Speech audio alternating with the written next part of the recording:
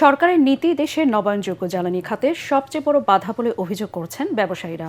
তারা বলছেন, অন্তর্বর্তী সরকারের সময় এই খাতে ৩১টি প্রকল্প বাতিল হওয়ায় বিদেশি প্রতিষ্ঠানগুলো মুখ ফিরিয়ে নিয়েছে। নবায়নযোগ্য জ্বালানি খাতের সম্প্রসারণে নীতি সংশোধনের দাবি বিশেষজ্ঞদের। এই খাতের সংকট ও সমাধান নিয়ে দেখুন তরিক ইসলামের রিপোর্ট।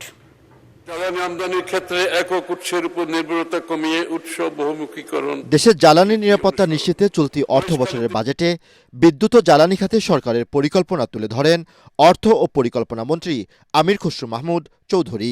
যেখানে নবায়নযোগ্য জ্বালানি খাত থেকে ২০৩০ সালের মধ্যে মোট বিদ্যুৎ চাহিদার ২০% ১০,০০০ মেগাওয়াট এবং ২০৫০ সালের মধ্যে চাহিদার ৩০ থেকে ৫০% পর্যন্ত বিদ্যুৎ উৎপাদনের পরিকল্পনা সরকারের। প্রস্তাবিত উদ্যোগসমূহের সকল সফল বাস্তবায়ন দেশের জ্বালানি নিরাপত্তা নিশ্চিতে সহায়ক হবে। তবে এ খাতের ব্যবসায়ীরা বলছেন, নবায়নযোগ্য জ্বালানি খাতে সরকারের পরিকল্পনা বাস্তবায়নে সবচেয়ে বড় বাধা সরকারের জ্বালানি নীতি। যে আপনি তো ব্যাংকেবল ডকুমেন্ট দিতে হবে বিনিয়োগকারীকে, বিনিয়োগকারীর জন্য আস্থা পায়। বরঞ্চ ভুল করেছে কি যে আগে সরকারের আমলে নেওয়া প্রকল্পগুলোকে বাতিল করার মাধ্যমে বিনিয়োগকারীদেরকে ধাক্কা দিয়ে এখান থেকে খেদিয়ে দেওয়া হয়েছে। আজকে কিন্তু নতুন করে বিনিয়োগকারী কেউ উৎসাহ পাচ্ছে না। ৬৫টা জায়গাতে টেন্ডার করার পরেও কিন্তু কোনো পার্টিসিপেশন পাওয়া যাচ্ছে না। তারা বলছেন, ক্ষমতা বদলের সাথে সাথে সরকারের মনোভাবও বদলে যায়। অন্তর্বর্তী সরকারের সময় ৩১টি প্রকল্প বাতিলের কারণে আস্থা হারিয়েছে বিদেশি বিনিয়োগকারীরা।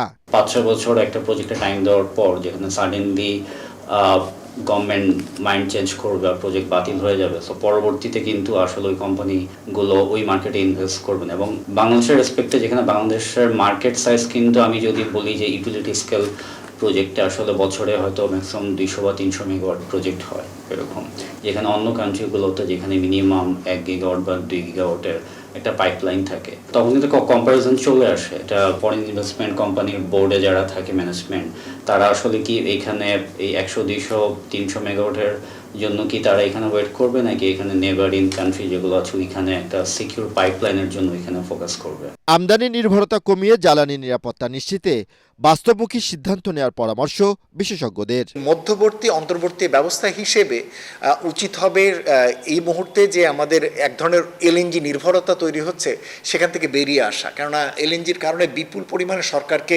আমদানি করার জন্য বৈদেশিক মুদ্রা ব্যবহার করতে হচ্ছে, যেটা প্রায় ৬০,০০০ কোটি টাকার কাছাকাছি।